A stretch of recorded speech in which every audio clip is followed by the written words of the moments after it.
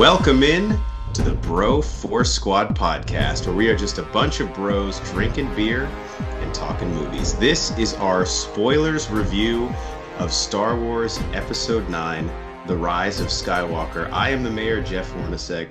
Joining me is our legal counsel, Ronnie Cycli, about to head to a galaxy far, far away and review the latest Star Wars movie on the 5 Bro Force Squad criteria: the acting, the story, our favorite scene, any lasting impact, and the movie's rewatchability. So, Cycli, before we dive in, we did a review on The Last Jedi, I believe 2 years ago, whenever it came out.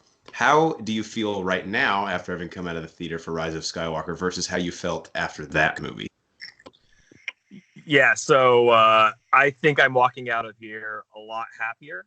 And I have to say this, that doesn't mean I love this movie.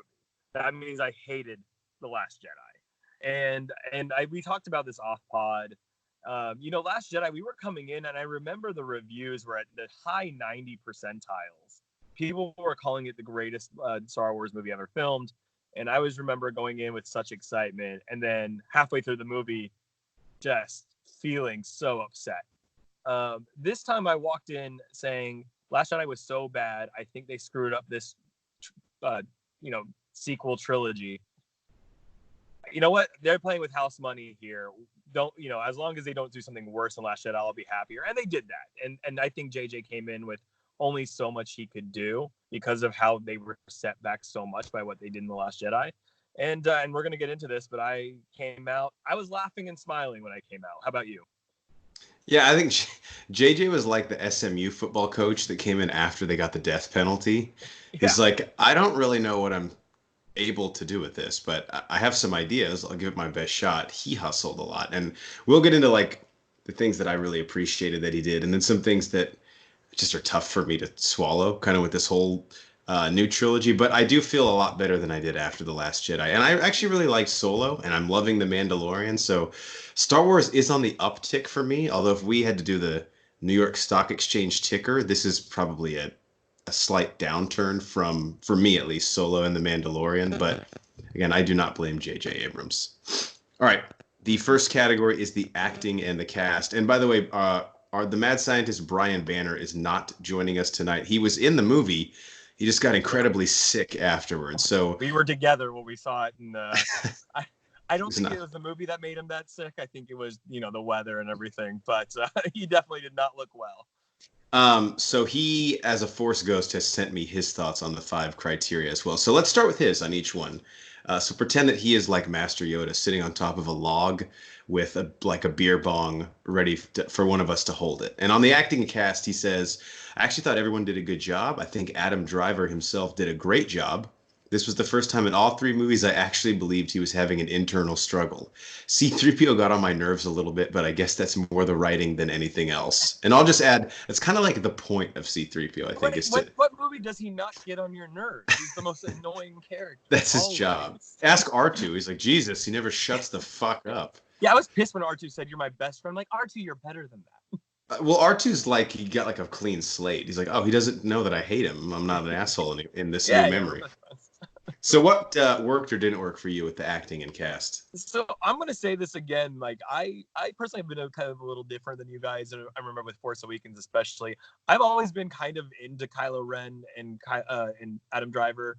I think he's grown on me a lot as an actor. I mean, he's slowly turning into one of the best actors I've seen. I mean, I just watched Marriage Story as well on Netflix, and I mean, his performance is just insane. So I think a few years ago I would have laughed about how much I'm liking Adam Driver right now, but it's this new sequel trilogy almost has the opposite problem of the prequel trilogy, in that the prequel trilogy's script was so bad in terms of how it was written by George Lucas. It wasn't the overall plot that was the problem, it was the script writing and the acting. Whereas these movies, I've always felt had a raw feel to them. They were authentic in a way in terms of how they were acted. The script was never lacking in terms of how it was written. And, so it's always been interesting to me that the acting has been fantastic to me, but the prequels were not. And I love the prequels, even though with the acting being as terrible as it was. But again, today, I think we got an all-star performance from everyone, and I think Adam Driver again stole the show, and I think he definitely did sell his conflict better this time around. For performance-wise, I think Adam Driver is awesome. Geiger's the one that wants to beat the shit out of him He's a guy, yeah. in a dark alley. He's never going to see this movie because he's boycotting it for that is true. Yeah, he wanted us to lead with his protest and say that he has firmly drawn his line in the sand. He's standing outside with a picket sign. He's got enough food and water, I think, to last him several weeks. I really would love it if he was doing that. So Driver was great in this for me. For whatever reason, though, I've never been that interested in the Kylo Ren character in all three of these movies. I don't know what it is about like his struggle, but it hasn't bothered me. I just haven't been as intrigued by where it's going.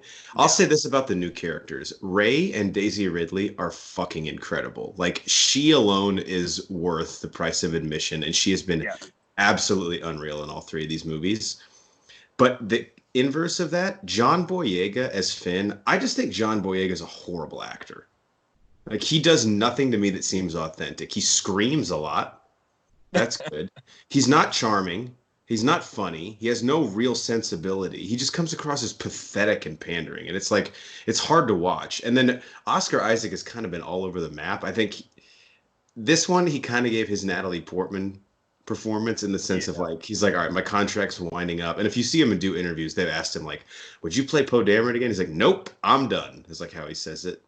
Were they trying to like just develop and mature his character? I mean, because his character, especially in Last Jedi, I don't know what they were trying to do with him. And this time they were trying to make him more of a like accept your leadership, accept who you are kind of thing. And yeah, he's always been no sugar added Han Solo, and I think he finally realized like, oh, that's just what I am. I'm an archetype of like the suave, I don't give a shit pilot. So for me though, Daisy Ridley was awesome and worth the price of admission. Last thing before we move on, again, this is a spoilers review, but Ian McDiarmid back as Palpatine. We'll get into what the fuck he actually was doing, but I just loved seeing him in something again. Even I mean, the memes that will come of this, I'm just looking forward to. Even threw in a good. When Rey goes, I'm here to stop you, and he goes, as a Jedi. It's like he's like an old man who opens his door and he's like, what do you want? What if she's like, no, I mean, sure, as a Jedi, I personally am just here as myself. Yeah, why does it matter? Why do you see my Force affiliation? Look through that. It's 2019. Are you assuming my affiliation? Yeah, are you assuming I'm light or dark side?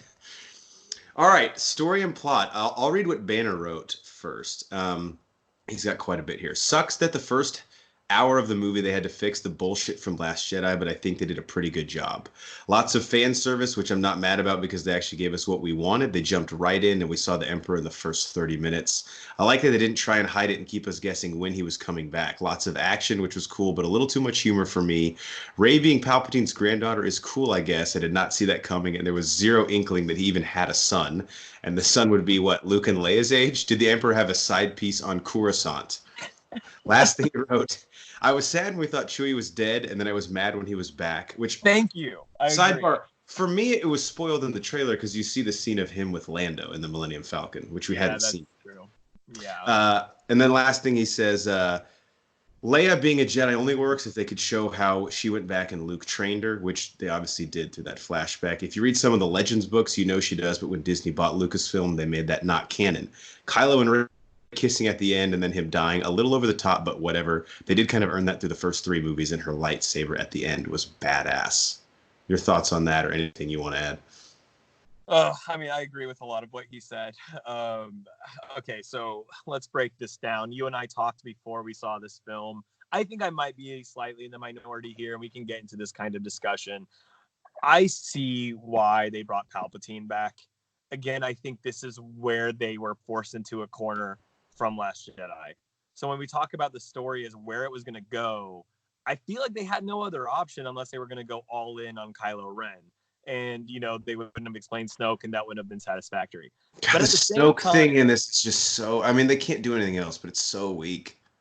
It's absolutely... And for me, personally, I understand why they went with the Emperor and Palpatine, but it just destroys what Vader... The story of Vader, to me, what made his turn so monumental was how he was able to end what the Emperor planned all along. Now it's like the Emperor had a plan B, plan C, plan D. And I mean, it's just like, okay, it was absolutely Deus Machina. It's like, well, he survived that fall. So, and he has a whole planet that has all these Star Destroyers. And if you had told me 2 years ago or 4 years ago that's where it was going to happen, I would have been pissed. I still am a little angry, but I think they had to go that way, and I don't think they had any other option.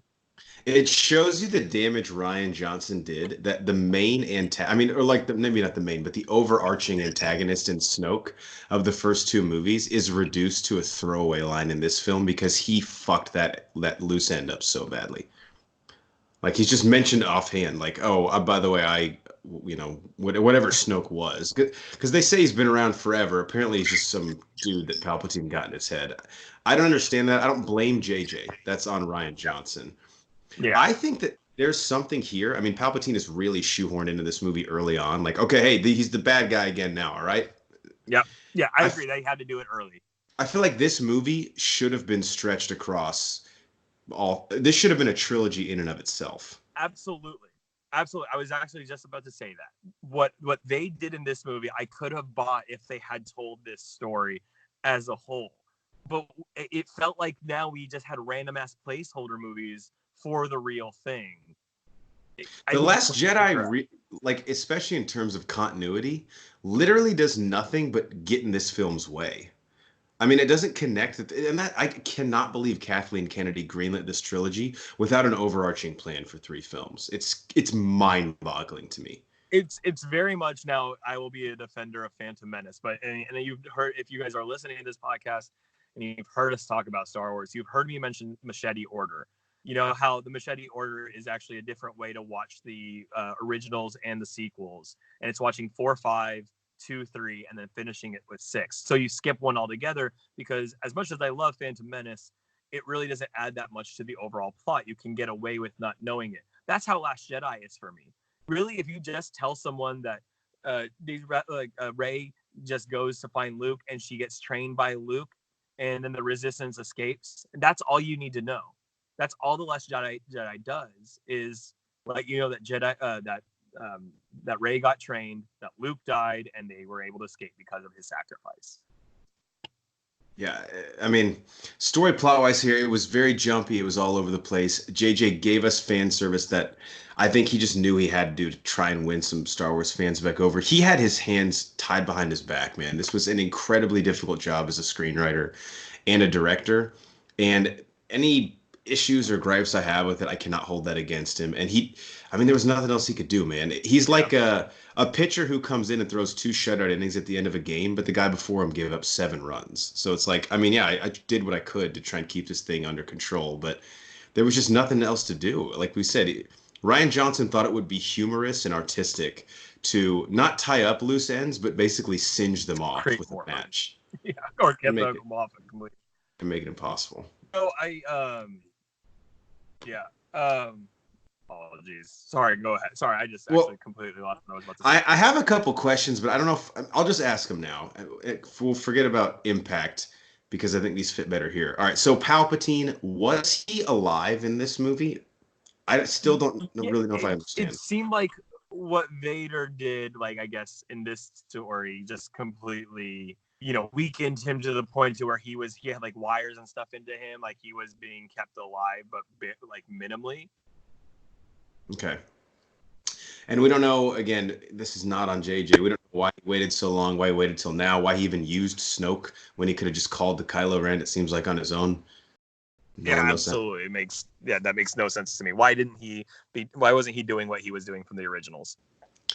Okay, so my next question, and let's forget about any possible like age issue that could come into play here. Totally will let that go. So Palpatine has a son, or had a son. I don't get it. We never saw him before. He was never met. I mean, wouldn't that guy be like a huge part of the prequels? Or mentioned? Yeah, exactly. Or did he not know he had a kid? He just fucked some random chick on, like Banner said, on Coruscant, and like now he found out years later. He's just going around town, and that's really what he was doing. It looked like Vader was the one doing the real work in the original. So maybe that he was just going around slaying chicks everywhere. But no, it makes, like, to me, if he has a son, wouldn't that son be trained? And that son clearly didn't fall under the dark side, so his son was able to rebel. That seems like that should be a story. Right. And if he's so omniscient and can like foresee and control the entire universe, he can't figure out that his son left Rey on Jakku. Yeah, see, this is why this felt really, again, they were cornered by Last Jedi. I don't think they had an option. They had to make her have an interesting connection. And at the end of the day, they're like, well, let's bring Palpatine back. We have to bring some sort of villain back. We'll make that the connection to Rey. Like, I don't think this was the original plan. And they convinced me it is, but I don't believe it. No, it's not, and that's fine. But I did get a bit of an homage when Kylo Ren was like telling her about her parentage. It kind of took me back to so what I'd said was true from a certain point of view. It was one of the, but I didn't understand that Kylo Ren acted like he knew her parentage all along. But even the way he explained him, like Rian Johnson's, the thing that really pissed me off was what he fucking said about Rey's parents in The Last Jedi. Kylo Ren's explanation of that to me still doesn't make any sense. I didn't lie to you. Well, yeah, you did. You said they were scavenged. No, you said they sold me for like beer money. That's not what happened at all. Yeah, I didn't lie though. No, you. I guess in a way you didn't lie. No, you said there were people who were scavenging. Yeah, I just have to think that, for me, the whole Palpatine thing was absolutely forced. I think they had unintended. Yeah, absolutely. So, but yeah, go ahead. But I mean, we love Palpatine, so it was good to see him in the movie. And again, JJ did what he could, man. There's just not much you can do with the plot threads that were left. Terry, I don't know if we want to get into this later, but the scene, the very final scene, which was done really well, but there's a Sith planet, and who were those people in the arena? They were Sith season ticket holders. I remember the Sith. There's always only two Sith. Two there are, right? I think you can only, if you go on the Ticketmaster and try and buy a ticket to a Sith game, you can only buy them in sets of two. No single seats. That completely changed everything to me. It was like the Sith have always, they weren't a people.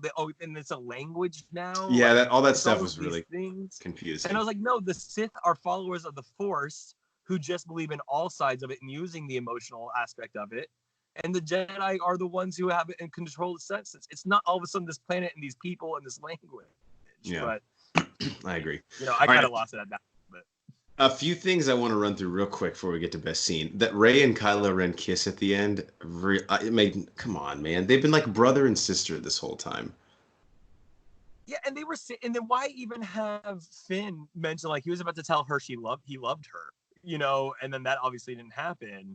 And then it ends with her and Kylo kissing. It was just like, it's so forced. It was so forced. And like Banner said, like, whatever, fine. They're trying to put a little bow on top of the end of this trilogy. But it didn't need it. I actually was respecting how much there was not romance in these. I was like, please don't kiss at the end. Yeah. Please don't kiss. And maybe you could say it wasn't a romantic kiss, but I mean, he died at the end. So like, clearly he got some sort of an erection from it. But I was waiting for her to bring him back, and then she would die, and then he'd bring her back. Goes back and keep forth. Keep it going. Another question I had: were they alluding to Finn having a little bit of force sensitivity too? Yeah, absolutely. He started seeing things and yeah. That's what Rian Johnson did, where he's like, hey, and even the clerk at a Quick Trip can have force sensitivity, and I'm like, okay, you kind of cheapen it though. Right, it's cheapening. It cheapened both to me. It cheapened the Jedi, or just force sensitivity, and it cheapened the Sith, especially in this one with having, like I said, 80,000 Sith in an arena. If that's what they were, I don't know, but yeah, absolutely. The whole thing felt cheap. And if you're at home thinking we hated this movie, I really didn't. It's just things that I want to point out that JJ had to overcome that were incredibly difficult, I think. I kept thinking to myself how much I was enjoying it in spite of everything. Yeah, and I had a good time at this. And we'll get into it in rewatchability, but I'm really looking forward to seeing it again. Yeah. And I really want to, I remember what I was going to say a little earlier. I completely agree with Banner about Chewbacca, because I felt in that moment when he died actual emotion, and probably the first real emotion I've had in this trilogy. And I was genuinely like, wow, that's how they did it. And I respected how they killed him. And you're right, he was in the he was I in the know. preview, but you're not thinking about that at that moment. And then See, 2 minutes later, he's like, oh, he was on a different transporter. Like, bullshit, we saw him go into that one. I know, but I hate myself because I knew he was alive because of the scene in the trailer with him and Yeah. Lando on the Millennium Falcon. I just it felt real for a second. No, it did. And That then you scene got was awesome. immediately pulled back in. It would have given you, because that was early enough on, that would have given you the actual, you feeling of dread that the rebellion was feeling. Like, we lost one of the best heroes we've ever had that early in the film. They're clearly up against a struggle. And then, like, nope, he's okay. He was on a different transporter. There was only one there. Two other things, real quick. Maybe I misinterpreted the scene, but didn't they mention going to Endor at one point? Like they needed to go there? Yeah, so was And then that they never. Endor? That's what I was wondering with the So that ocean. was just like an ocean on Endor that we just, maybe that's what it was. I don't know. Maybe it was. Maybe I just totally missed that. But I I thought have they. to imagine, because that's where the Death Star crashed, it looked like. So. That's what made sense. It just did. If you're gonna go to Endor in the movie and not be explicit about where you are, make it look like Endor. Yeah, I mean, even the part by the beach wasn't foresty. I thought they were, it was very reminiscent to me of Revenge of the Sith, with the waves crashing during the lightsaber. It was very much the lava in Revenge of the Sith between Obi-Wan and Vader. I think that's kind of what they were going for there with the waves. We just couldn't tell who had the high ground was the issue. No one did, unfortunately. And then the last thing, and this is just like, you don't need to do this, but at the very end, Lando, I'm assuming that's his daughter. For some reason, we need that in the movie. Like, God damn it. Everything doesn't have to be something. I actually had a little debate with Banner and our other friend at the end of this movie. I had two questions. Okay, either they're implying that's her daughter, or he's about to try and make a move on her. Because I'm worried it's both, is what I'm worried about. Like, he doesn't know when he's going to try and hit on her. Obviously, if you know Lando and Billy D as a person, like, he's absolutely a player. It's like, yeah, dude, he's going to go for it. But explain this line, please. He goes, where are you from? She goes, I don't know. And he goes, well, let's find out, with this, like, what does that mean? I really don't know. And I'm frightened to speculate. If it's a move, then I'm going to have to try it. All right, best scene. Banner says, I really like the lightsaber battle between Rey and Kylo. That ending with Leia dying and Kylo turning back into Ben, which I thought was a pretty cool idea by JJ. And getting to see Harrison Ford as Han Solo again. That was a cool, I mean, obviously he reprised the role in The Force Awakens, but seeing him come back again, I thought just shows his commitment to this franchise and was pretty badass. How about you? Yeah, I would agree. I mean, I agree. I actually, luckily, I timed my bathroom break perfectly to get back at that scene. So it was perfectly in between saving Rey. There was a break. I think they went back to the original base. I ran to the bathroom and came back. So I was so glad I timed it that way. I actually think I'm going to go with another lightsaber scene. I think the lightsaber scene when, I can't remember the name of the planet, but when they were on the planet where they were hacking C-3PO's brain, and where Kylo and her were having that battle, and they're in the two different locations. They've clearly been alluding to their Force connection, but the way it was done, I'm just saying artistically, the shifting between shots and scenes, I really, really enjoyed that fight scene. And then, for it to end with knocking over Vader's mask, I just thought that scene was really well done, and it really forced their personal connection. That this wasn't just a thing that was, I remember in Last Jedi that Snoke was saying, well, I'm the reason you guys had this connection. Like that showed that was a personal connection between them that even Palpatine couldn't see, and really drove home their connection at the end. Yeah, that just makes me wish that JJ did all three of these movies even more, because imagine how that would have been built up across 3 films. Like, it would have been insane. I have 2. One was really, really brief, but the first one is that speeder chase scene on the planet where they went to like the alien fire festival, basically, and then they go look for that Sith hunter's ship. That was really cool, and that gave me like an homage to kind of the pod racing scene where the Tusken Raiders are shooting at Anakin, going through the canyons, and I actually dug the stormtroopers with like the jetpacks. They can fly now? Well, everybody at home was like, stormtroopers could never fly. Yeah, no, not 45 years ago. Like, we didn't have smartphones 40 years ago. You don't think technology... If all the technology in Star Wars, that's the one you're going to Right. tell me So they can't. this universe is supposed to be stagnant in terms of technological development. No, they could not in the original trilogy. That was 40 years ago. Our great grandparents sat in front of a radio at night, and now kids have satellite smartphones in their pockets while they're still shitting their pants. Like, technology changes. So that to me is a really weak excuse. And then, huge shout out here. This was one of the things that I think JJ did. It just shows he's a Star Wars fan through and through. He gets it. I wish he got to do all three of these movies. When all of the Jedi of the past, all the actors came back to reprise their role and talk to Rey. Hayden Christensen, Ewan McGregor, Samuel Jackson, Liam Neeson, Frank Oz as Yoda. That was fucking cool, man. Yeah, Hayden Christensen was back. I was paying attention. I was paying attention to every voice, and I was like, even the ones I can't put as that Jedi, you remember their character because of the voice, and it was just that was great. I'd heard a rumor about Hayden Christensen being in it some sort of way, and then it all came together at that point. I'm glad for him, man. I think we need to embrace him again. And they loved Liam Neeson's voice so much they let him get an extra line at the end, like He Rey. did get multiple lines. I wish he just said, "Where's my daughter?" She's like, "Wrong movie, Liam." Oh, sorry. All right. Impacts. Banner says, I think it's a fine... Whoops, I moved my window away. I think it's a fine finish to finish out the saga. I'm ready to explode this universe up through TV shows like The Mandalorian, Clone Wars, and Rebels. I will add to that. I think JJ, again, I keep reiterating this, but he did what he could. His hands were tied. He gave us fan service that I think was the best way to try and fix this and smooth it over was, all right, there's nothing continuity-wise that will make sense. Let me try and give the fans some characters and some things that they want to see. And in that regard, I think this does have a positive impact. I think it'll age better than I feel now. There's just some things I'm uneasy with, but it's not necessarily about this film. I think it's just this trilogy as a whole that just is starting to feel so gratuitous because I don't feel like it really added anything to the story. It was just like it's like when you make like an add-on to an old house and it just looks so like it wasn't part of the house before. Mm-hmm. But I am curious to rewatch it and see if it makes a little bit more sense on a second go. What do you think? Yeah, I mean, I completely agree in your metaphor there on the house because now this one did feel more Star Wars. It felt like Star Wars to me. I don't really feel like Last Jedi didn't, and Force Awakens tried almost too hard to mimic A New Hope. To me, so I think the impact overall on this sequel trilogy it's going to be interesting because obviously it's going to do fine at the box office, and Disney is going to milk this cow as long as it can. I don't necessarily believe them that this story is over because it's Hollywood.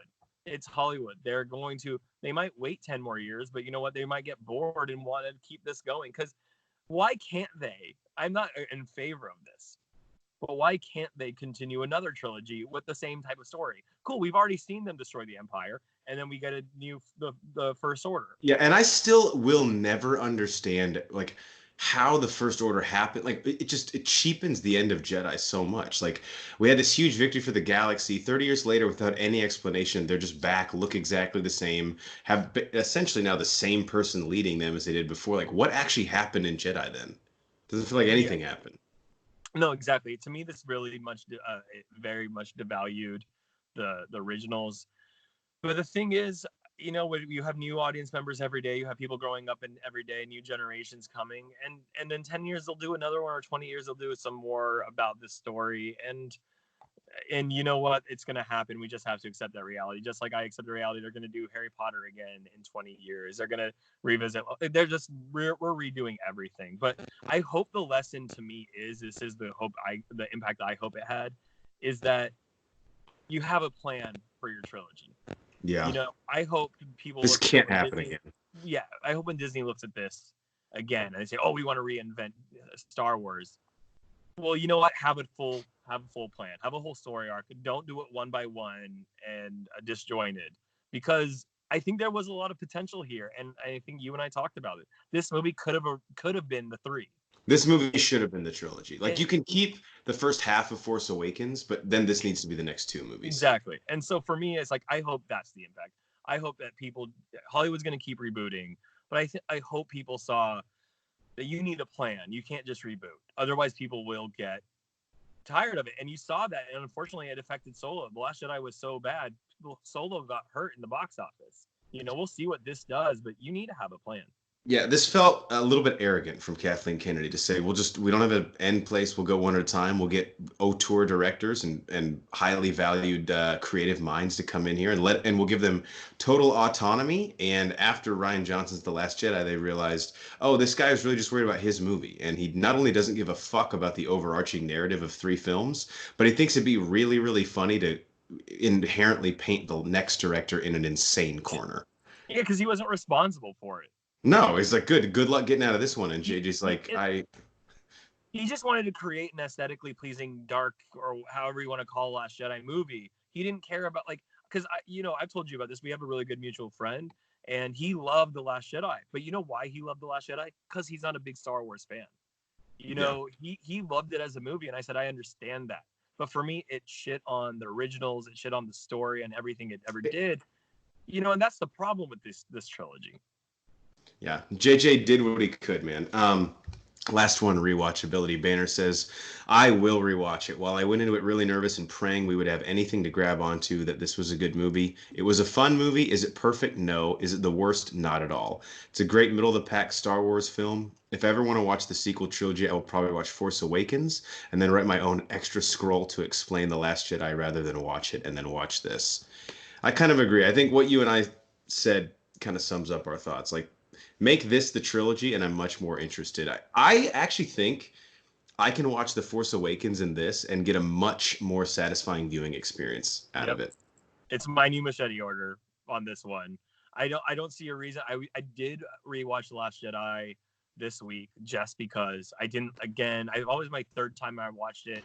It maybe grew on me a tiny bit the second time, but only because I hated it so much. There's only one direction to go. Mm-hmm. I don't see a scenario where now that we have completed this trilogy that I will willingly throw this into the story. I think I'm going to go from Force Awakens straight to The Rise of Skywalker. Yeah. I will rewatch it. I said this earlier a few minutes ago. It felt more Star Wars to me. I will probably watch this more than Force Awakens, to be honest with you. So I don't know where it ranks in my overall, to be honest with you. It's definitely not at my top half, probably at the top of my bottom half. But at the end of the day, I walked out happy, and I will definitely be rewatching this one. Yeah, I agree completely. It's a little too fresh in my mind to try and rank it in the Star Wars pantheon. Yeah. But I can tell you this, Last Jedi's at the bottom. Yeah, absolutely. Can I just throw in, I forgot something though I wanted to mention. I did respect how they dealt with Carrie Fisher's death. Oh, that was incredible, I thought. Yeah, the way they were able to, they had her in the beginning, and obviously they could only do so much. The way they had her pass, obviously, because they were, again, like probably the theme of this movie was backed into a corner. But with her death and the way they developed it, it made a lot of sense for it to happen when he stabbed Rey, and that connection that they both felt. I don't know if that was the original plan. I don't believe that was the original plan, like a lot of this movie, but it was done really well. I'll say this, if you came in and like had been living in a cave or like a cryo chamber, you would not be able to tell that Carrie Fisher passed away before they started filming this movie. That was all archive footage, which I don't know if they just got really lucky that it happened to tie in. I think they had originally intended she was going to work with Rey a little bit at the end of The Last Jedi, but I mean, J.J. Abrams, I thought, did an incredible job handling that. You could not even, it was seamless and a great homage to her. I read that some of it was from shot during Force Awakens too. So great. Yeah, I'm not sure exactly when it happened. It worked. They got lucky.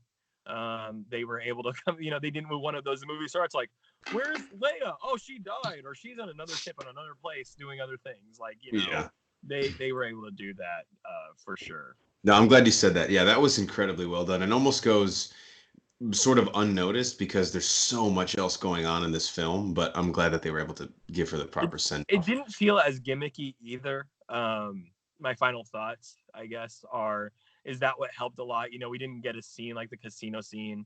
There were some jokes, there was humor, but you know what? I'll be honest, like Star Wars has always had a little bit of humor. The originals had more dry humor. These have been a little more slapstick. That's never bothered me as much. It was the silliness of some of it that took you out of the experience. I think that today, Rise of Skywalker felt darker. It felt, it felt like they had a real issue at hand, and it didn't have the gimmicky aspect. So that helped a lot to me too. Yeah. The humor in this I did not have an issue with. I think anytime droids deliver the humor too, it's just it feels much more organic than when it's like Luke Skywalker, the hermit. And there's also almost an orgy at the end. I don't know if you noticed that. As this on when they're like celebrating on the planet. Yeah, like you see like random people kissing in the background. They had 2 chicks kissing. And why is that random? They're in a relationship. I don't understand. Yeah, no, I was just like, you know what? Why not? You just had this like. If they would have kept, the film would have gone 10 more minutes. Some weird shit would have gone down. You know absolutely. And did you like the end really quickly? Yeah, like the final shot. It was kind of a nice like homage to Return of the Jedi. I think J.J. Abrams just for whatever reason cannot help but just like copy the original trilogy. Yeah. He gets that itch again and he has to scratch it, which again, it's fine. I'm like a pig in its slop. I'll eat it up. I love the fan service. He had an uphill battle to fight in this one. He did the best he could. And I'm not displeased. This whole narrative as a whole, 3 movies, I just don't know how I feel about it because the middle part is just so rough. We're disappointed in the potential. We knew there was a lot of potential, and it didn't make it. Great. As a trilogy. All right, for our legal counsel, Ronnie Cycli, our Force Ghost, Brian Banner, and our picketing protester, the Enforcer in the Paint, Matt Geiger, I'm the Mayor, Jeff Hornacek, and we are the Bro Force Squad podcast. Thank you guys for checking out our spoilers review of Star Wars Episode 9, The Rise of Skywalker. Be sure to follow us on Twitter, subscribe to us on iTunes, Spotify, and YouTube. If you type in Bro Force Squad as 3 separate words, you'll find us there. Type those same 3 words into letterboxd.com to read all of our reviews and check out everything that we do on our website, broforcesquad.com. Till next time, we will see you in a galaxy far, far away. At least we didn't have any space manatee titty milk in this one. Dude, you just took the words out of my mouth. I was just going to say that. God. Banner on the last review, Banner called those frogs on his planet like his whore mates. Like, what about them seemed whorish to you? They're left there.